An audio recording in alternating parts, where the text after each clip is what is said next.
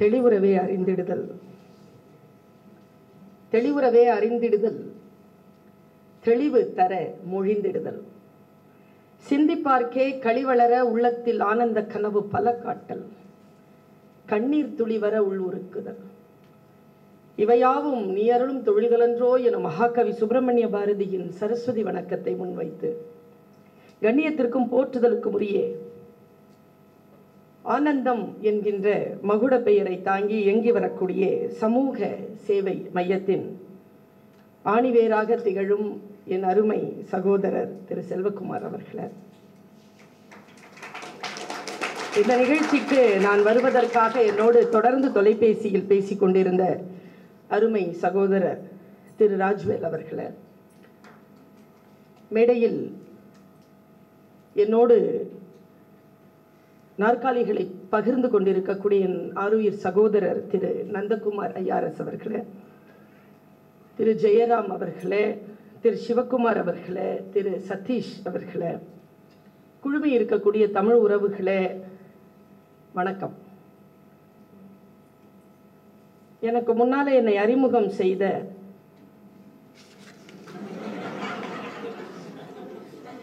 அருமை தங்கை ஏதோ ஒரு விஷயத்த சொன்னாங்க. உடனே எனக்கு அந்த அஜித் குமார் படம் ஞாபகம் வந்துருச்சு. இந்த மிரரை கரெக்டா வச்சோம்னா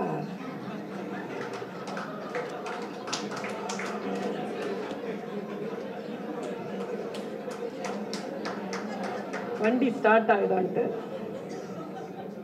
உங்களுக்கு வாழ்த்துக்கள். எனக்கு வேற எந்த மாதிரியும் முடி வளர்றது இல்லை. அதான் ஒரு இந்த வருடத்தின் ஆகச்சிறந்த நான் பங்கு கொள்ளுகின்ற ஆகச்சிறந்த நிகழ்ச்சியாக இந்த நிகழ்ச்சியை நான் கருதுகிறேன்.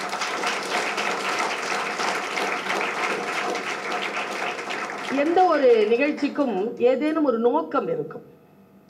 அந்த நோக்கத்தை முன்வைத்துதான் நிகழ்ச்சிகள் அமைவது வழக்கம். இன்றைக்கு தான் பயன் பெற்ற ஒரு அமைப்பிற்காக அந்த நோக்கத்தோடு சேர்ந்து தன்னை இணைந்து கொள்வதற்காக ஒரு மிகப்பெரிய சமூக பொறுப்புணர்வோடு இங்கே இந்த அரங்கத்தில் நீங்கள் எல்லோரும் கூடியிருக்கிறீர்கள்.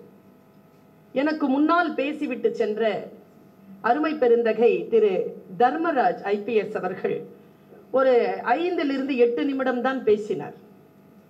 அவர் பேசியதில் ரொம்ப நம்மளெல்லாம் ரொம்ப ஆகர்ஷிக்கிற எந்த ஒரு அலங்கார சொற்களும் இல்லை. ஆனால் ஒரு பொறுப்பு மிகுந்த ஒரு குடிமகனாக அவர் நின்று பேசியது என்னை கேட்டால் இந்த மாதிரியான மனிதர்கள் எல்லாம் பொறுப்பில் இருப்பார்கள், ஆனால் அவர்கள் எல்லோரும் தான் சமூக தலைவர்களாக நான் கருதுகிறேன். என்னை கேட்டா செல்வகுமார் அப்படிங்கிறவர் இருக்கிறார் இல்லையா, அவர் ஒரு leader. He is a leader. அவர் ஒரு சமூக சேவகளாக இருக்கலாம், ஒரு மிகப்பெரிய திட்டத்தை இந்த உலகத்திற்கு தருகின்றவராக இருக்கலாம். But he is a leader. மக்களை இப்படித்தான் அவர்கள் இருக்க வேண்டும் என்று அவர்களுடைய வருங்காலத்தை வடிவமைக்கின்றவர்கள். அந்த வடிவமைக்கின்ற அந்த பெருமக்களை நான் வாழ்த்துகிறேன். எனக்கு என்ன ஒரு விஷயம், இப்போதைக்கு ஒரு டீச்சரா, இது என்னுடைய நான் ஆசிரியராக இருந்து 24 வருடங்கள் முடிந்து இந்த ஜூலை மாதம் வந்ததுன்னா என்னுடைய பொன்விழா தொடங்குகிறது. என்னுடைய கிளாஸ்ல இதுவரைக்கும் யாரும் ஃபெயில் ஆனதில்லை. இந்த 24 வருஷத்துலேயே என் கிளாஸ்ல யாரும் ஃபெயில் ஆனது, ஃபெயிலாக விட்டதில்லை. அந்த சகோதரி ஒருத்தங்க இங்க நின்று பேசினாங்க. அவங்க திவ்யாவா, அவங்க பேசினாங்க. நான் இன்றைய இளைஞர்களை பார்க்கிறேன், 5 நிமிஷம் நான் போன்ல எடுத்துக்குவேன் என்னால் இந்த வேலை செய்ய முடியும்னு சொல்றதுக்கு. ஆனால் என்னால் இந்த வேலை செய்ய முடியாதுன்னு சொல்றதுக்கு நான் 10 நிமிஷம் எடுத்துக்குவேன். அவங்களே டயர்ட் ஆகி ஃபோன் வச்சிருவாங்க. அவங்க பேசின நீங்க கேட்டிருப்பீங்கன்னு நினைக்கிறேன். எனக்கு தெரிந்து சரியான டைம்ல தான் அந்த மியூசிக் வருது. எனக்கு தெரிந்து இந்த சமூகத்தில் வாய்ப்புகளால் வளர்கின்றவர்களை காட்டிலும் வளர்ந்து விட்டு தனக்கு எந்த வாய்ப்பு தரப்பட்டதோ அந்த வாய்ப்பை அடுத்த தலைமுறைக்கு ஆகச்சிறந்த அறத்தோடு கடத்துகின்றவர்கள் தான் இன்றைக்கு அவசியம் என்று ஒரு ஆசிரியையாக நான் கருதுகிறேன். அறத்தோடு ஒரு விழுமியத்தை, ஒரு விஷயத்தை அடுத்த தலைமுறைக்கு கடத்துவது. நான் அடிப்படையில் யோசிச்சு பார்க்கிறேன், கல்வி ரொம்ப முக்கியம்.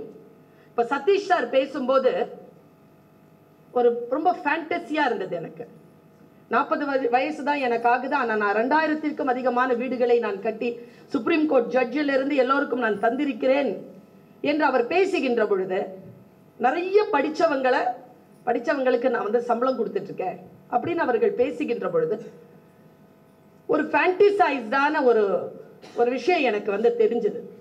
ஆனால் ஒரு ஆசிரியையாக நான் சொல்லுவது, ஆனந்தம் போன்ற ஃபவுண்டேஷன்ஸை பயன்படுத்தி கொண்டு இன்றைய இளைஞர்கள் கல்வி என்கின்ற ஆயுதத்தை கையில் எடுத்துக்கொள்ள வேண்டும். கல்வி என்கின்ற ஆயுதத்தை கையில் எடுத்துக்கொண்டதற்கு பிறகுதான் நீங்கள் சம்பளம் வாங்குவதா சம்பளம் கொடுப்பதா என்கின்ற ஒரு நிலைக்கு நீங்கள் வர வேண்டும் என்று ஒரு ஆசிரியையாக நான் உங்களை வேண்டி கேட்டுக்கொள்கிறேன். கல்வியை மட்டும் கையில் வைத்துக் கொள்ளுங்கள். அதுதான் இந்த ஆனந்தம் ஃபவுண்டேஷனுடைய மிகப்பெரிய தாரக மந்திரம்னு நான் நினைக்கிறேன். உற்றுழி உதவியும் உருபொருள் கொடுத்தும் பிற்றை நிலை முனியாது கற்றல் நன்று. இது சொல்வது புறநானூறு. புறநானூறு நமக்கு இப்படி சொல்லி தருகிறது. நீ படித்து விடு, படித்தால் மட்டும்தான் வேற்றுமை தெரிந்த நால்பால் உள்ளும் கீழ்ப்பால் ஒருவன் கற்கின் மேல்பால் ஒருவன் அவன் கண் படுமே என்று ஜாதியால் இனத்தினால் நீ பின்தள்ளப்பட்டாலும் நீ கல்வியை மட்டும் ஆயுதமாக கையில் எடுத்துக்கொண்டால், யார் உன்னை ஜாதியாலும் இனத்தாலும் பின்தள்ளினார்களோ அவர்கள் உன் கால்களில் வந்து விழுவார்கள் என்று சொன்ன ஆரிய படை கடந்த பாண்டிய நெடுஞ்செழியன் நம் சங்க தமிழனாக நமக்கு முப்பாட்டனாக இருந்திருக்கிறார். கல்வியை மட்டும் கையில் பிடித்துக் கொள்வது, அந்த கல்வியை வைத்துக்கொண்டு நம்ம என்ன மாதிரியான ஒரு சில விஷயங்களை லீடர்ஷிப் அப்படின்னு நான் ஒரு வார்த்தையை சொன்னேன். இங்க இருக்கிற எல்லாருக்குமே நான் சொல்றேன், அடுத்தவர்களுக்கு லீடரா இருக்கிறத விட முதல்ல நாம நமக்கு நல்ல லீடர்ஸா. எனக்கு எது லீடர்ஷிப்னு சொல்லட்டுமா? நீங்க எல்லாரும் கேள்விப்பட்டிருப்பீங்க, மதர் தெரேசா ஒரு கடைக்கு போனாங்க. என் குழந்தைகளுக்கு பசிக்குது எதுன்னு கூட, அவன் அப்பதான் கடை ஓபன் பண்ணியிருக்கான். காரி துப்பிட்டான், கோபத்துல இருந்தான். உடனே அண்ணன் என்ன பண்ணாங்க, இந்த கையை முடியுது எனக்கு என் பிள்ளைங்களுக்கு ஏதாவது தானே இந்த கையை நீட்டிருக்காங்க. அவன் கதிகலங்கி போயிட்டான். அவன் கோபம், அவனுடைய வேகம் எங்க போச்சுன்னு தெரியல. தான் செய்த தவறுக்கு மன்னிப்பு கேட்ட அந்த குழந்தைகளுக்கு அவன் அந்த மாதத்திலிருந்து தன் வருவாயிலிருந்து ஒரு பங்கை எடுத்து கொடுத்தான் என்று வரலாறு சொல்கிறது. தனக்கு முன்னால் யார் கேடு கெட்டவர்களாக இருந்தாலும், விழுமியம் தவறுகின்றவர்களாக இருந்தாலும் அவர்களை சரியான பாதைக்கு மாற்றக்கூடிய ஒரு சிறிய அசைவு நம்மிடத்துல இருந்துட்டோம்னா நாம தான் லீடர். அது உங்ககிட்ட இருக்கா? அந்த ஒரு சின்ன விஷயத்தை தான் நான் எதிர்பார்க்கிறேன். எனக்கு தெரிஞ்சு இங்க மதம், ஜாதி இதெல்லாம் கடந்து நான் யோசிக்கிறேன். நான் பிரபஞ்ச சக்தியின் மீது நம்பிக்கை கொண்டவன். எனக்கு தெரியல, பேராவூரணியிலிருந்து ஒரு தம்பி, அவன் அவ்வளோ சாதாரணமான ஒரு குழந்தையா இருந்திருக்கான். அவன் இன்னைக்கு படிச்சு ஆளாகி 15,000 பேர் எழுதின அந்த எக்ஸாம்ல 7th இடம் இன்னைக்கு ஒரு ஜெயிலரா இன்னைக்கு அதை பொறுப்பெடுத்து இன்னைக்கு செருப்பு கூட போடாம இந்த மேடையை மிதிக்கின்ற பொழுது எடுத்து கண்ணில் ஒத்திக்கிட்டு நின்று 1 லட்சம் ரூபாய்க்கு மேலாக ஒரு அந்த ஜெஸ்டர் இருக்கு இல்லையா, செல்வம் சார் உண்மையாவே ஜெயித்த தருணங்கள். இதெல்லாம் தான் ஜெயித்த தருணங்கள். இந்த பிரபஞ்ச சக்தி ரொம்ப உயர்ந்தது. எனக்கு தெரிஞ்சு சமீபத்தில் நான் சில விஷயங்களை ரொம்ப ஆழமா வாசிக்கிறேன். இங்க இருக்கிற ஒவ்வொருத்தருக்கும் நான் சொல்றேன், நம்மெல்லாம் யாருன்னே தெரியாது, ஆனா ஏதோ ஒரு புள்ளியில் நம்மை ஆனந்தம்ங்கிற ஒரு ஃபவுண்டேஷன் நம்மளை இணைச்சிருக்கு இல்லையா? இந்த விதி இருக்கு இல்லையா, இந்த ஃபார்முலாவின் மீது நம்பிக்கை கொண்டால் பிரபஞ்ச சக்தி மீது நம்ம நம்பிக்கை கொள்வோம். எங்கேயோ அந்த பிள்ளை சொல்றா, நான் சுவர் கூட கிடையாதுங்க எங்க வீட்டுல, நாங்க ஓலை குடிசையில இருந்தோம், ஓலை தான் எங்களுக்கு சுவர் அப்படின்னு சொன்ன அந்த பிள்ளை எந்த இடத்துல அந்த ஓலை குடிசை இருந்ததோ அங்கேயும் ஒரு கல்வீடு கட்டி தன்னுடைய அம்மாவுக்கு தந்திருக்கா. அந்த அளவுக்கு இந்த பிரபஞ்சம் அவளை எந்த நேரத்தில் குறித்து கொண்டது, எந்த வினாடியில் அவளுக்கு அந்த ஃபவுண்டேஷன் கையில சேர்ந்தது, இந்த தகவல் சேர்ந்தது. நான் உங்க எல்லார்கிட்டையும் ஒரு விஷயத்த சொல்றேன். அடுத்தவர்களுக்கு உதவி செய்ய வேண்டும் என்று நீங்க நினைச்சீங்கன்னா, அந்த பொறுப்பில் ஜெயிலர் பொறுப்பில் இருந்த அந்த தம்பியினுடைய பேர் எனக்கு சரியா வரல, குணா சொன்னதுதான். இப்ப நான் யாருக்கேனும் உதவி செய்ய போகிறேன் என்று சொன்னால் நான் தகவல்களை சரியாக தெரிந்து வைத்திருக்க வேண்டும். இன்னைக்கு இருக்கக்கூடிய காம்படிட்டிவ் எக்ஸாம்ஸ், நீங்க கரியர் கைடன்ஸ் அந்த குழந்தைகளுக்கு தரீங்கன்னா நீங்க எக்யூப்டா இருக்கணும். நமக்கு பல விஷயங்கள் தெரியும். இன்னைக்கு எனக்கு தெரிஞ்ச பெரிய பெரிய வக்கீல்களுக்கே கிளாட் எக்ஸாம் ஒன்று இருக்கான்னு தெரியாது. எனக்கு தெரிஞ்சு 4 வருஷம் நீட் எக்ஸாம் மாதிரி, யூபிஎஸ்சி எக்ஸாம் மாதிரி கிளாட் உட்கார்ந்து எழுதி பெங்களூர்ல போய் அந்த நேஷனல் யூனிவர்சிட்டியில ஜாயின் பண்றவங்களே எனக்கு தெரியும். அந்த விஷயங்கள் ரொம்ப பெருசு. வக்கீல் படிப்பு தானே சாதா கிடையாது, பெரிய படிப்பு. யூபிஎஸ்சி மாதிரி அந்த மாதிரி அந்த இடத்துல போய் படிக்கணும். காமர்ஸ் நீங்க எங்கேயும் படிக்கலாம். ஸ்ரீராம் காலேஜ்ல படிக்கிறது பெரிய விஷயம் இல்லையா? எக்கனாமிக்ஸ் எங்க வேணாலும் படிக்கலாம். ஆனா ஸ்டீபன் காலேஜ்ல போய் எக்கனாமிக்ஸ் படிக்கிறது பெரிய விஷயம் இல்லையா? உள்ளுவதெல்லாம் உயர் உள்ள அந்த இடத்துக்கு நாம போகிறதுக்கு நீங்கள் உங்களை தயார் செய்து கொள்ளுங்கள். எனக்கு தெரிஞ்சு இது போதும்னு நிக்காதீங்க. அடுத்த கட்டத்துக்கு வளர வேண்டும். நீங்கள் வளரக்கூடிய அந்த ஆற்றல் உங்களுக்கு இருந்ததுன்னா இந்த பிரபஞ்சம் உங்களை கவனித்துக் கொண்டிருக்கிறது. என்னுடைய தகப்பனார் தான் எனக்கு சொல்வார், விதின்னு ஒண்ணு கிடையாதுங்க, இருக்குதான். ஆனா அந்த விதியை உப்பக்கம் காண்பர் என்கின்ற ஒரு சொல் வள்ளுவன் தருகிறார். இப்ப நான் மீர்சாஹிப்பேட்டையில ஒரு 5 குழந்தைகளுக்கு மத்தியில் ஒரு அண்ணன், ஒரு அக்கா, ஒரு தம்பி, ஒரு தங்கச்சி. சான்ஸே கிடையாது. தமிழ் யாருக்குமே தெரியாது. எங்க அப்பாக்கெல்லாம் தமிழ் உன்ற என்றதான் பேசுவார், தெரியாது. எங்க அம்மாவுக்கு அது கூட தெரியாது. தமிழே பேசாத, தமிழ்னா என்னன்னே தெரியாத ஒரு குடும்பத்திற்குள் பிறந்து வளர்ந்து 9th ஸ்டாண்டர்ட்ல முடிவு பண்ற நான் தமிழ் தான் படிப்பேன். எது என்னை தேர்ந்தெடுத்தது? ஒரு செய்தியை நான் சொல்றேன், உங்கள் உள்மனதை கொஞ்சம் எழுச்சி கொண்டு உட்கார வைங்க.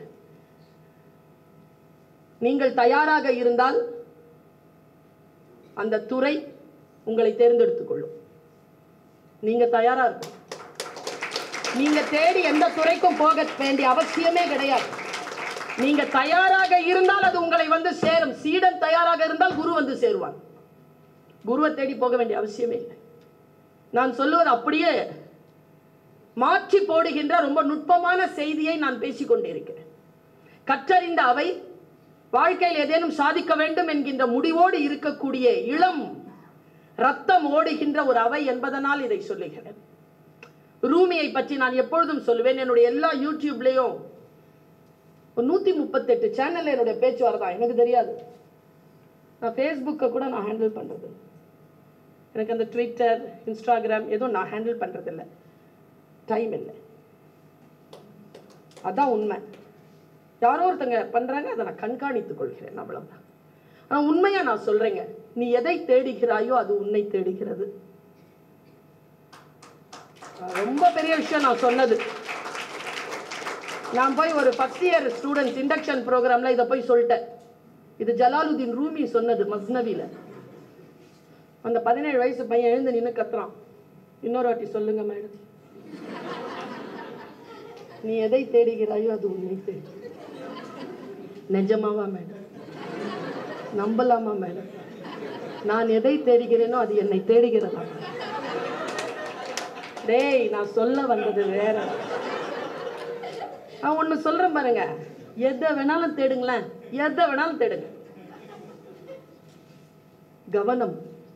நீங்க எதை தேடுறீங்களோ அது உங்களை தேடி வந்துடும். வந்துருச்சுன்னா போவாது. ரொம்ப கவனமா தேடணுங்க. ஏதோ ஒரு ஆழ் மனதிலே அந்த பெண்ணுக்கு தன்னை சுற்றி இருக்கக்கூடிய ஓலை பாய் கட்டடமாக தெரிந்திருக்க வேண்டும். இந்த கட்டடத்திற்கான செங்கல் என் கல்வியின் மூலமாக நான் சம்பாதிக்கின்ற சம்பாதிப்பிலிருந்து வரும் என்று அவள் நினைத்திருக்க வேண்டும். வந்துருச்சுங்க.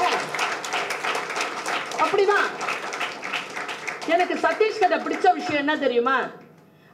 அந்த தம்பி பேசும்போது ஒரு விஷயம் சொன்னார். சதீஷ்கிட்ட வீட்டை கொடுத்தீங்கன்னா தன் வீடு போல கட்டி கொடுப்பார். இது ஒண்ணு போதுமே, காப்பிரைட் இல்ல. அந்த காப்பிரைட், நீ எதை தேடுகிறாயோ அது உன்னை, மரணத்தை தேடுகிறாயா வந்துரும். தோல்வியை தேடுகிறாயா வந்துரும், நோயை தேடுகிறாயா வந்துரும். எதை நினைத்து நீ ரொம்ப ஆழமாக பிரபஞ்சத்தோடு ஒன்றிணைகிறாயோ அது உன்னை தேடி வரும். அதனால் எதை நினைக்கிறீர்களோ அதில் கவனமாக இருங்கள். பாசிட்டிவான விஷயங்களை தேடுறது இருக்கு இல்லையா, வாழ்க்கை. நான் ஜஸ்ட் ஒரு ஃப்ரேமை கொண்டு வாங்க. உங்கள் வாழ்க்கையில் நீங்கள் இதுதான் சொன்னீங்கன்னா உங்களுடைய கார் கலர், அதனுடைய பிளேட், அந்த பிளேட்ல நம்பர், உங்களுடைய ஸ்டேரிங், அந்த ஸ்டேரிங்ல நீங்க போட்டுக்கக்கூடிய லெதர் கலர், உங்களுடைய பிராண்ட் எல்லாத்தையும் காட்சிப்படுத்துங்க பார்ப்போம். கொண்டு வந்து நீங்க அப்படி சுத்தி கொண்டு வந்து உங்க போர்ட்டிகோல நிறுத்துற மாதிரி காட்சிப்படுத்துங்க. நீங்கள் எதை தேடுகிறீர்களோ அது உங்களை தேடிக்கொண்டிருக்கிறது, வந்து சேரும். ஆனால் எங்கே தெரியுமா பயம்? நினைக்கிறதுலயே பயம். நமக்கு நினைக்கிறதுலயே அடிபட்டு போயிடுது. நினைக்கின்ற நினைப்பை பெரிதாக வைக்கின்ற பொழுது சில விஷயங்கள் நம்மை வந்து சேரும். நான் ஒரு குறிப்பிட்ட விஷயத்தை மட்டும் சொல்லி நான் இடம் சாருகிறேன். பேசுவதற்கு நிறைய விஷயங்கள் இருந்தாலும் இந்த சபையில் இன்னும் பேசுவதற்காக ஆட்கள் இருக்கிறார்கள். நீங்களும் 4-5 மணியிலிருந்து காத்திருக்கிறீர்கள் என்பதற்காக ஒரு 2 செய்திகளோடு நான் நிறைவு செய்கிறேன். பிரபஞ்ச சக்தி இருக்கு இல்லையா, அது வினோதமானது, ஆச்சரியமானது. எனக்கு தெரியாது, சதீஷ் வந்து ஒரு 13-14 வயசு பையனா அப்படியே தெருக்களில் சுத்திக்கிட்டு சைக்கிள் ஓடிட்டு இருக்கும்பொழுது அவன் மனதில் இருந்த ஏதோ ஒன்றை பிரபஞ்சம் கவனித்துக் கொண்டு அவன் அங்கிருந்து பெயர்த்து கொண்டு போய் எங்கேயோ ஒரு இடத்துல வீசிருச்சு. இன்னைக்கு 40-25 வயசுக்கு அப்புறமா அந்த பிள்ளை வேற ஏதோ ஒரு இடத்துல உட்கார்ந்துருக்கு. நந்தகுமார் எங்க இருப்பாருன்னு தெரியாது. எனக்கு தெரிஞ்சு IRS நந்தகுமாரை நான் கேட்டீங்கன்னா he is a beautiful singer. பிரமாதமா பாடுவார். தெரியல அவர் பாடகரா போகாம எதுக்கு இங்க IRS வந்து உட்கார்ந்தாருன்னு. ஏன்னா பாடகனாக இருந்த அந்த தீவிரத்தன்மையை விட அவர் அந்த ஐஎஃப்எஸ் ஆகணும், IRS ஆகணும்னு நினைச்சார்ல, அந்த தீவிரத்தன்மை ஜெயிச்சிருச்சு. அவ்வளவுதான். நானும் ராணுவ அதிகாரியா போகணும்னு நினைச்சேன், போலீஸ் ஆபீசரா போகணும்னு நினைச்சேன், ஒரு வக்கீலா போகணும்னு நினைச்சேன். ஆனா அதையெல்லாம் விட தமிழை நான் நேசித்தது ரொம்ப வீரியமா இருந்திருக்கு. தமிழ் டீச்சரா கொண்டு வந்து என்ன நிறுத்திருச்சு பிரபஞ்சம். ஆக நீங்கள் எதுல வீரியமா இருக்கிறீங்களோ அதை பாருங்க. உங்களுடைய மனதை இந்த உலகம், இந்த அறம், இந்த சூழல் ரொம்ப கூர்ந்து கவனிச்சிட்டு இருக்கு. சின்ன விஷயம் இல்லை நான் சொல்றது. இன்னைக்கு நம்ம எல்லாருமே சந்தோஷப்படுற விஷயம், நம்ம எல்லாரும் உயிரோட இருக்கிறோம். எவ்வளவு பெரிய விஷயம் வீட்டுல போய் யோசிச்சு பாருங்க. இருந்தோம்னா இல்லைங்க, நேற்று இருந்தவங்க இன்னைக்கு இல்லை. கொரோனால எத்தனையோ பேர் செத்தாங்க, நாம உயிரோட இருக்கிறோம். இந்த டிராபிக்ல அடிபடாம வந்து சேர்றோம், மறுபடியும் போய் சேர்றோம், உடலில் நோய் இல்லாமல் இருக்கிறோம் என்றால் ஏதோ ஒரு தீவிரத்தன்மை நமக்குள் வேலை செய்கிறது. அந்த தீவிரத்தன்மையை மட்டும் குறைத்துக் கொள்ளாது, எதற்காகவும் அந்த தீவிரத்தன்மையை விலை போக செய்ய விடாதீர்கள். எனக்கு தெரிந்து நான் சமீபத்தில் ஒரு ஃபேஸ்புக்கில் ஒரு நோட் ஒன்று படித்தேன். அந்த நிலக்கொலையை வச்ச எனக்கு தெரியல, அதை நான் மறக்கிற வரைக்கும் பேசிக்கிட்டே இருப்பேன் போல. என் மனசுல இருந்து அது போகிற வரைக்கும் நான் பேசிக்கிட்டே இருப்பேன். யார் எழுதியிருக்காருன்னா அகத்தியன் அப்படின்ட்டு ஒரு சினிமா டைரக்டர், உங்க எல்லாருக்கும் தெரியும் நினைக்கிறேன். அகத்தியன் அவர் நோட் போட்டிருக்கார். என்ன நோட்னா, அவர் இந்த மாதிரி ஸ்ட்ரகிளிங் பீரியட் 20-23 இயர்ஸ் சென்னையில் சுற்றிக்கிட்டே இருக்கும்பொழுது கதை எழுதி எல்லாருக்கிட்டையும் கொடுத்துட்டு சுற்றிட்டு இருக்கிறாங்க. எல்லாரும் சொல்லுவாங்கல்ல, சின்ன வயசுல நம்ம பட்ட கஷ்டம் சொன்னாதான் நமக்கு தான் 45 பக்கம் கட்டுற நோட்டே பத்தாது. நான் எப்படி இருந்தேன்னு தெரியுமா அப்படின்னா அது இந்த பிள்ளைக்கே இருக்குது, திவ்யாக்கே இருக்குதுன்னா எனக்குலாம் எவ்வளோ இருக்கும். நான் மீசா போயிட்டேன், ஷீட் வீடு, வாழ்ந்து கெட்ட குடும்பம் பா, அந்த வறுமையெல்லாம் சொன்னோம்னா நடுநடுங்கி போயிடும் எனக்கே. அவர் வந்து எழுதுறாருங்க, தன்னுடைய ஸ்ட்ரகிள 2 வார்த்தையில் எழுதுறாரு. கதைகளை எல்லோரிடத்திலும் கொடுத்து சாப்பாடு கூட காசு இல்லாமல் அலைந்து கொண்டிருந்த காலம். எனக்கு ஃபோன் ஒன்று வந்தது, எங்க அம்மாட்ட இருந்து எங்க அப்பா இறந்துட்டாருன்னு. நிலக்குலைஞ்சு போனேன் நான். 270 ரூபாய் இருந்தால் தான் போக முடியும், காசு இல்லை. கூட இருக்கிறவங்க எல்லாருமே வந்து ஸ்ட்ரகிளிங். எப்படியோ கலெக்ட் பண்ணி போயிட்டேன் ஊருக்கு. போயிட்டு அப்பா சாவை எடுத்தாச்சு, நான் திரும்பி வந்துட்டேன். திரும்பி வந்ததுக்கு பிறகு 16வது நாள் காரியம். அம்மா சொல்றாங்க, நீ வந்து தான்ப்பா செய்யணும். 1600 ரூபாய் இல்லைன்னா, 1500 இல்லைன்னா அப்பா காரியம் நடக்காது. நான் வந்து முடிவு பண்றேன், இன்னும் 3 நாள் இருக்கு. ஒவ்வொரு கதை கொடுத்த வீடுகளாக ஏறி ஏறி இறங்குறேன். எந்த கதவும் திறக்கல, ஒரே ஒரு கதவு திறந்தது. அது இன்னைக்கு உயிரோடு இல்லை. அவர் மணிவண்ணன் சார். மணிவண்ணன் சாருடைய கதவு திறக்குது. வாப்பான்னு கூப்பிடுறார், உட்கார வைக்கிறார். அப்பா செத்துட்டார் சார். ரொம்ப வருத்தமான செய்தி தம்பி, தண்ணி குடியின. சார் அப்பா காரியத்துக்கு போன ஒரு 1500 ரூபாய் வேணும். 1500 இல்லை சார் சும்மா தர வேண்டாம், நான் உங்ககிட்ட ஒரு கதை கொடுத்துருக்கேன், அந்த கதையை நீங்களே வச்சுக்கோங்க. மணிவண்ணன் யோசிச்சாரா, டேய் 1500 ரூபாய்க்கு விற்கிற கதையாடா, உன் கஷ்டத்துக்கு நீ விற்கிறன்ற, விற்காதடா, நீயும் கலைஞன் நானும் கலைஞன், விற்காத, நான் உனக்கு 1500 ரூபாய் தரேன், நீ போய் காரியத்தை முடிச்சுட்டு வா, நம்ம படம் பண்ணலாண்டான்னு சொன்னாராம். 1500 ரூபாய் கொடுத்து அனுப்பிச்சிட்டாரா, இவரும் போயிட்டாரா, திரும்பி வந்தாரு. திரும்பி வந்து என்னென்னமோ ஆச்சு, 12-13 படம் பண்ணிட்டார். ஒரு 15-20 வருஷம் போயிடுச்சு. காலம் அப்படியே மாறுது, போயிடுச்சு. 15 வருஷத்துக்கு 20 வருஷத்துக்கு அப்புறமா மணிவண்ணனை மறுபடியும் சந்திக்கிறேன். சார் அந்த நாள் ஞாபகம் அப்படின்னாரா அவரு. சார் உங்களுக்கு நான் ஒரு 1500 ரூபாய் கடன் கொடுக்கணும் சார். எதுடா? சார் அப்பா காரியத்துக்கு. அதுக்கப்புறம் தான் நீ எல்லாம் படம் கொடுத்தியடா எனக்கு. எவ்வளோ படம் நான் பண்ணியிருக்கிறேன் என்னை வச்சு? ஒரு 7-8 படம் சார். 7-8 படத்துக்கு எனக்கு எவ்வளோ சம்பளம் கொடுத்துருக்க தெரியுமா நீ? நான் எங்கே சார் தந்த, ப்ரொடியூசர் தானே சார். எடுத்து டைரியை பார்க்க சொல்லு. 75 லட்சம் ரூபா கொடுத்துருக்கடா. 75 லட்சம் ரூபாய் கொடுத்துருக்கடான்னு சொல்லிட்டு சொன்ன உடனே அகத்தியன் சொன்னாராம், சார் என்ன இருந்தாலும் 1500 ரூபாய் கடன் தானே சார், அது கொடுக்கல, நான் அது கொடுக்குறேன் சார், வேணாடா. ஒரு நாள் ஒரு குழந்தை தன்னுடைய அப்பா காரியத்துக்காக 1500 ரூபாய் தேடி தெரு தெருவா அலைஞ்சிட்டு இருந்துச்சா. அந்த பையனையே பார்த்துட்டு இருந்தது பிரபஞ்சம். அது கையில 75 லட்சம் ரூபாய் இப்படி பார்த்துட்டே இருந்துச்சான். யார் இந்த தம்பிக்கு 1500 ரூபாய் கொடுக்குறாங்களோ அவங்களுக்கு இந்த 75 லட்சம் ரூபாய் கொடுத்துறது அப்படின்னு பார்த்துட்டே இருந்துச்சா. நான் கொடுத்தேனா, அந்த பிரபஞ்சம் எனக்கு கொடுத்துருச்சுடா, கலெக்ட் ஆயிடுச்சுடா, போடா அப்படின்னாரா. நான் ஒரு விஷயம் சொல்றேங்க, இந்த உலகம், இந்த பிரபஞ்சம் நம்ம எதற்காக தேர்ந்தெடுத்திருக்குன்னு நமக்கு தெரியாது. எதற்காக நம்ம எல்லாருமே இந்த ஆனந்தம் ஃபவுண்டேஷனோட சேர்ந்திருக்கோங்கிறது நமக்கு தெரியாது. ஒரு IPS ஆபீசர் போகும்போது நிறைய விசாரிக்கலனா, ஆனா விசாரிச்ச வரைக்கும் சூப்பரா இருக்குது, நான் இந்த நடவடிக்கை உட்கார்ந்து கேட்கிறேன், கேட்டு என்னையும் நான் இணைத்துக் கொள்வேன்னு சொல்லிட்டு போறாரு. நானும் சொல்கிறேன், என்னையும் நான் இணைத்துக் கொள்வேன். ஒருவரோடு ஒருவர் லிங்க் ஆகிறோம் அப்படின்னா, ஒரு நன்மைக்காக லிங்க் ஆகிறோம் அப்படின்னு சொன்னா, அவங்க எல்லாருக்குமே வந்து ஏதோ ஒரு நோக்கம் இருக்கிறது. அந்த நோக்கம் இல்லாமல் நமக்கு எதுவுமே நடக்காது. அதனால் எனக்கு தெரிஞ்சு நான் சின்ன வயசுல படிச்ச ஒரு கதை, ஹாங்காங்ல நான் வந்து இன்னில இருந்து ஒரு 15-20 வருஷத்துக்கு முன்னால பேசினது இன்னைக்கும் யூடியூப்ல சுத்திக்கிட்டு இருக்குது.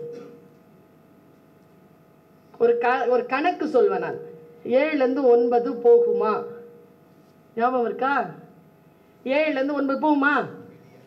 சொல்லப்பா, போகுமா? என்ன பண்ணலாம்? பக்கத்துல இருந்து ஒண்ணு கடன் வாங்குறோமே, என்னைக்கா திருப்பி கொடுத்துருக்கோமா? நம்ம வசதியே இல்லை பாருங்களா, அந்த கணக்குலயே வசதி இல்லை. கடன் வாங்கு கடன் வாங்கு கடன் வாங்கு, ஏன் திருப்பி கொடுக்கல? சொல்லி தரலையே, சொல்லி தந்தாதான் திருப்பி கொடுத்துருப்போம்ல.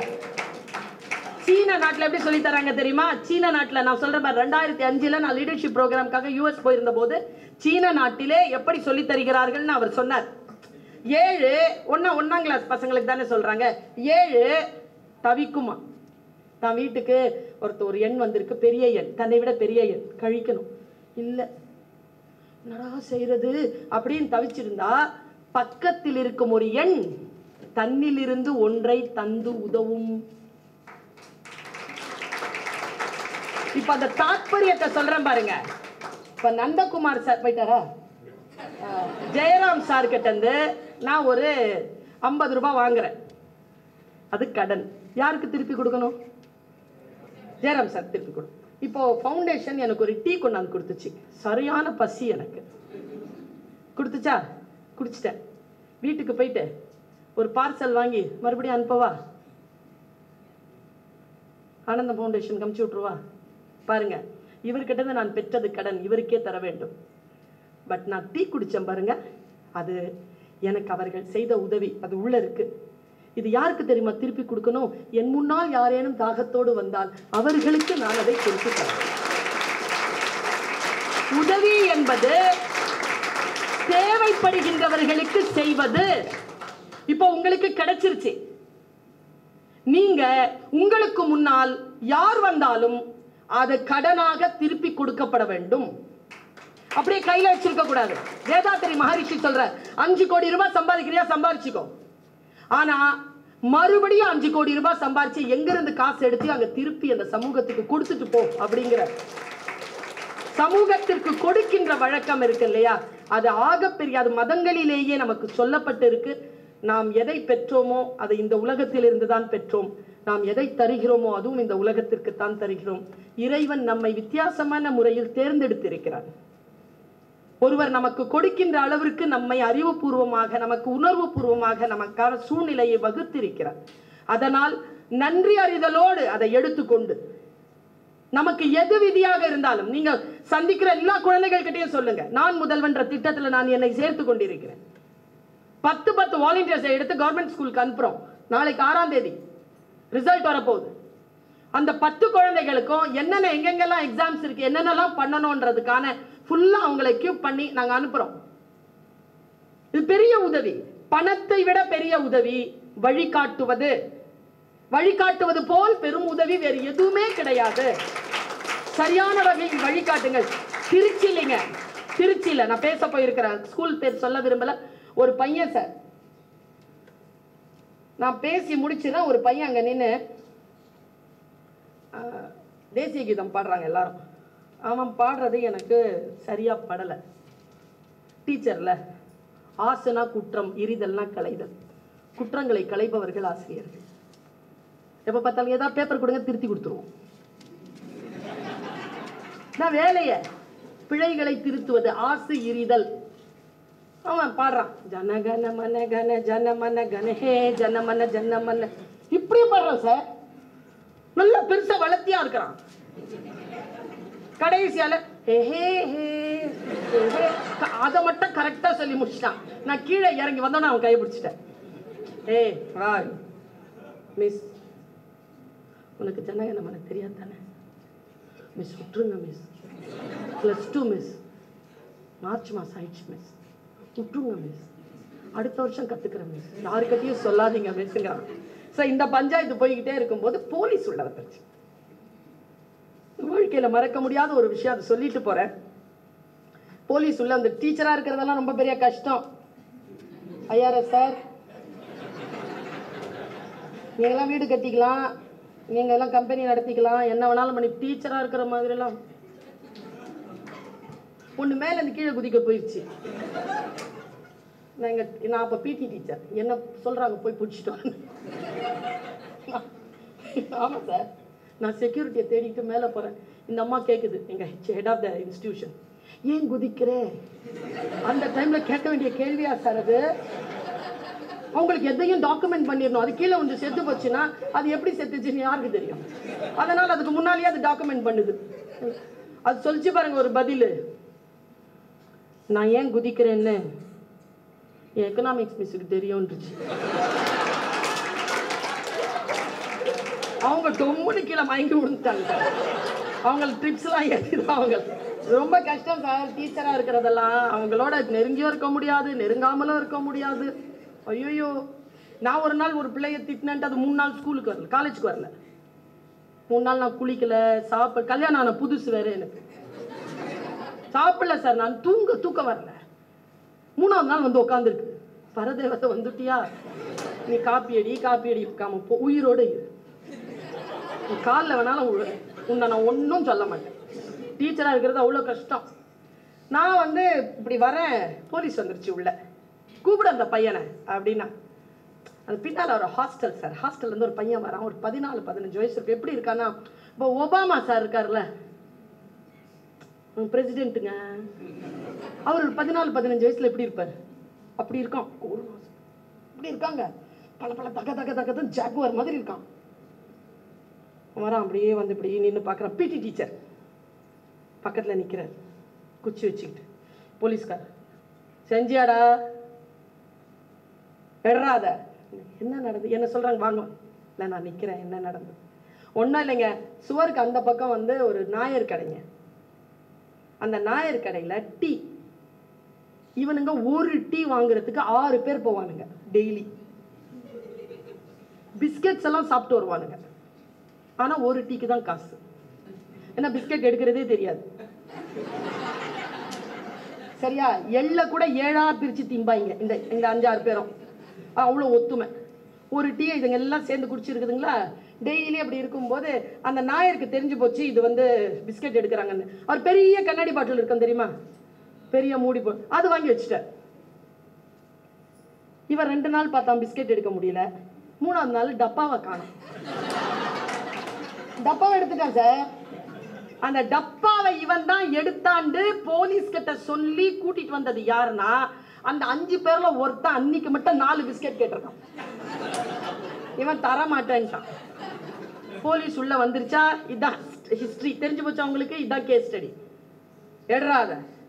நேரா வந்தான் சார், தோன்றான் சார். அந்த அந்த மரத்துக்கு கீழே தோன்றான். தோன்னா கண்ணாடி குப்பி தெரிஞ்சிருச்சு, எனக்கே தெரிஞ்சிருச்சு. அப்படின்னு கும்முன்னா எடுத்தான் பாருங்க, பாதி பிஸ்கெட் இருக்கு. நாயரெல்லாம் அந்த மலையாளத்தில் கெட்ட வார்த்தை திட்டிக்கிட்டு அவனை அடிக்க பண்ணார். அது வரைக்கும் சும்மா இருந்த பிடி டீச்சர் தான் பிள்ளை தப்பு செஞ்சுட்டான்னு தெரிஞ்ச உடனே டாயின்னு ஒரு கத்தி கிட்ட போனார் பாருங்க. போலீஸ்க்கு பயப்படல, நாயருக்கு பயப்படல, யாருக்கும் பயப்படல சார். அவன் இந்த டீச்சர் அப்படி சொன்ன உடனே பயந்து ஓடினா பாருங்க. நான் அத்லெட்டிக் சார், என்னால் அப்படி ஓட முடியும். அந்த வயசுல ஓடினவன் ஓடி போய் 10 அடி தான் சார் இருக்கும். ஹிப்னா பாருங்க 11 அடி கிட்ட இருக்கும் சார். அந்த காம்பவுண்ட் சுவர் தாண்டிட்டான். பின்னால போய் ஆட்கள் பிடிச்சிட்டு வந்துட்டாங்க அவனை. நான் சொன்னேன் 2500 ரூபாய், அதுக்கு அவர் சொல்ற நான் கொடுத்துட்றேன். எவ்வளவோ தடுத்தாங்க டீச்சர், அந்த ஃபாதர் சார், நான் கொடுத்துட்றேன். பிள்ளைய நீங்க பீனலைஸ் பண்ணாது. பிடி டீச்சரை கூப்பிட்டேன். உன்னை பார்த்து அவன் பயப்படுறான்னா உன் மேல ஏதோ ஒரு பாசம் வச்சிருக்கான். யாரையும் பார்த்து அவன் பயப்படலாம். ஒன்று செய்யுங்க, இந்த அளவுக்கு ஹை ஜம்ப் படிக்கிறான்னா கொஞ்சம் ப்ராக்டிஸ் கொடுத்தீங்கன்னா எனக்கு தெரிஞ்சவன் நேஷனல் விளையாடுவான். சரியா? ப்ளீஸ் சொன்னேங்க, நீங்க நம்புறீங்களா? அந்த பிள்ளைய அவர் கருத்துல எடுத்து அவருக்கு பிராக்டிஸ் கொடுத்து அவன் நேஷனல் விளையாடினாங்க. அவன் சென்னையில தான் காமர்ஸ் முடிச்சான். இப்போ அவன் ஸ்போர்ட்ஸ் கன்சல்டன்டா இருக்கிறான். திருட்டு வேலை பண்ண பிள்ளைதான். ஆனால் சரியான வகையில போய் நான் ஒரு விஷயத்த சொல்றேன் பாருங்க, எந்த ஒரு வேலையையும் நாம் செய்தால் இந்த உலகத்துல எந்த மாற்றமும் நிகழாது. ஆனால் யாருக்கு நாம் நன்மை செய்கிறோமோ அந்த நபரினுடைய உலகம் மாறும், பெரிய மாற்றத்திற்கு. அப்படி பண்ண உன்னால பேச முடியும்ன்ற ஒரு குரல் தான். உன்னுடைய குரல் ரொம்ப அழகா இருக்கு, நீ நல்லா உச்சரிக்கிற அப்படிங்கிற ஏதோ ஒரு குரல் தான். என் அம்மா அப்பாவின் காதுகள் தான், இந்த உதடுகள் இல்லை பேச்சாளரா இருக்கிறதுக்கு காரணம். இத்தனை காதுகள் தான். நாம் அடுத்தவர்களால் தான் வாழ்கிறோம். அடுத்தவர்களால் வாழக்கூடிய ஒரு நிலையில் யாரோ ஒருவர் சிறிய தூண்டலை செய்கின்ற பொழுது நமக்கான உயரங்கள் இந்த பிரபஞ்சத்தினுடைய திரை விலக்கி நமக்கு கிடைத்து விடுகிறது. அந்த பிரபஞ்சத்தின் உதவியால் திரை விலக்கக்கூடிய ஆற்றல் உங்கள் அத்துணை பேருக்கும் கிடைத்தது போல் நீங்களும் அடுத்தவர்களுடைய திரையை விலக்குவதற்கான ஆற்றலை பெற வேண்டும் என்கின்ற வேட்கையோடு உங்கள் அத்துணை பேருக்கும் வாழ்த்துக்களை சொல்லி நிறைவு செய்கிறேன். வணக்கம். ஏன்னா இந்த மேடை பேச்சில் வந்து ஃபர்ஸ்ட் பேச்சாளராக இருக்கிறது லாஸ்ட் பேச்சாளராக இருக்கிறது ரொம்ப பிரச்சனையான விஷயம். நம்ம என்ன பேசுகிறோம் எல்லாரும் ஒரு எதிர்பார்ப்போடு இருக்கிறீங்க. அது நிறைய கைத்தட்டல வர கைத்தட்டிகிட்டே இருக்கிறீங்க. இன்றைக்கி நான் நிறைய காலேஜஸில் பார்க்குறது across south India, whether it's a premier B school or வேற கை தட்டுறதுக்கு ரொம்ப யோசிப்பாங்க. நான் அப்பப்போ ராபின் சர்மா இவங்களெல்லாம் எழுப்பேன். ராபின் சர்மா அப்பப்போ சொல்லுவார், செலிப்ரேட் யுவர் சக்ஸஸ், உன்னை தவிர வேறு யாருமே செலிப்ரேட் பண்ண முடியாது, நீ தான் செலிப்ரேட் பண்ணணும் அப்படின்ட்டு. There is a very good quote in this world which I strongly believe. There are only 2 kinds of people in this world, friends and friends to be. அப்படி எனக்கு அறிமுகமானவர் த்ரூ தரணி அன்பு சகோதரர் செல்வகுமார் அண்ணா. அண்ணானே சொல்லிக்கிறேன், ஏன்னா அப்போ நான் கொஞ்சம் எளிமையாக மெயின்டைன் பண்ணிக்கலாம். அதே மாதிரி இன்னைக்கு எனக்கு அறிமுகமான ஒரு நல்ல நண்பர் மிஸ்டர் தர்மராஜன் ஐபிஎஸ். எனக்கு இன்னொரு பெரிய சந்தோஷம் என்னென்னா, ஹி ரீட்ஸ் பிஸ்னஸ் ஸ்டாண்டர்ட். அது எனக்கு இன்னொரு பெரிய இது. எங்கள் கவர் ப்ரைஸை வர அவர் தெரிஞ்சு வச்சுருக்காரு. So it's a good thing. அப்புறம் எப்பவும் போல் பல பேர் மத்தியில் பல லைக்ஸ் வாங்கி கொண்டிருக்கின்ற என்றும் இளைஞராக இருக்கக்கூடிய திரு நந்தகுமார் ஐஆர்எஸ், அப்புறம் சதீஷ்குமார். நீங்கள் நல்ல டீ சாப்பிடணும் அப்படின்னு நினச்சிங்கன்னா தயவுசெய்து அவர் ஆஃபீஸ்க்கு போங்க. ஒவ்வொரு முறையும் போகும்போது அங்கே ஒரு கெட்டில் வச்சுருப்பாரு, டிஃப்ரெண்ட் டீஸ் சர்வ்ஸ். சார் நீங்கள் நெக்ஸ்ட் டைம் போனாலும் போயிருங்க. நான் இப்போ ஆஃபீஸ் எங்கேயோ மாற்றிட்டாரு, இப்போ பெசன்ட் நகர் போயிட்டார். முந்தையாவது பக்கத்தில் இருந்தார், ரொம்ப பக்கத்தில். இப்போ பெசன்ட் நகர் எப்படி தேடி போயிடுறேன். டிஃப்ரெண்ட் டீ, அது எக்ஸ்ப்ளனேஷன்லாம் தருவார். ப்ளஸ் அவருடைய இன்ஃபர்மேஷன் அந்த மாதிரிலாம் நிறைய இதாக இருக்கும். வாழ்க்கை வாழ்வதற்கு எவ்வளோ பேர் நம்புறீங்க இதை?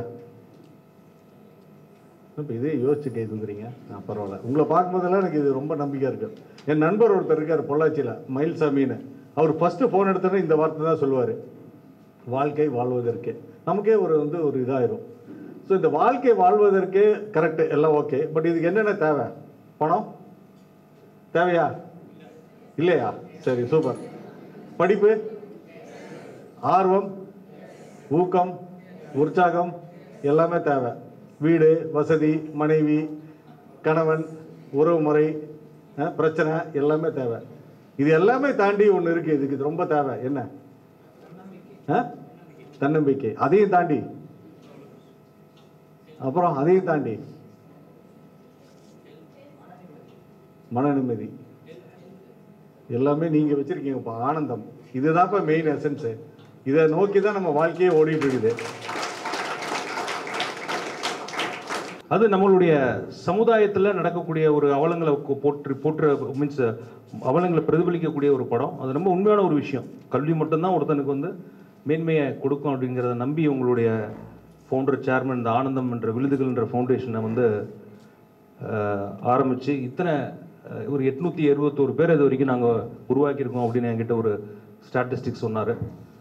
ஆனந்தம் செஞ்ச வேலை ஒரு பாலைவனத்தில் சாகக்கூடிய ஒரு செடிக்கு தண்ணியை ஊற்றி உங்கள் எல்லாத்தையும் ஒரு செடியாக வளர்த்து ஒரு முட்டுக்குள்ளாக இருக்கீங்க நீங்கள் இன்றைக்கி எல்லாருமே.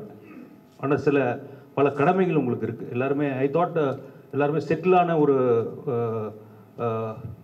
ஸ்பெசிஃபிக் ப்ரொஃபஷனில் இருப்பீங்கன்னு நினச்சேன். வரும்பொழுது எல்லாருமே படித்து இப்போ தான் முன்னுக்கு வந்துட்டு இருக்கீங்க. நிறைய விஷயங்கள் உங்கள் கையில் இருக்குது. As a sincere and responsible citizen. இன்றைக்கி நம்மளுடைய சொசைட்டியில் ஏகப்பட்ட ப்ராப்ளம்ஸ் இருக்குது. Depth of leadership. ஒரு நல்ல தலைவன், ஒரு நல்ல லீடர்ஷிப் எந்த ஒரு துறைக்கு போனாலும் சரி, அதுக்கான பற்றாக்குறை இன்றைக்கி இருந்துட்டு தான் வருது.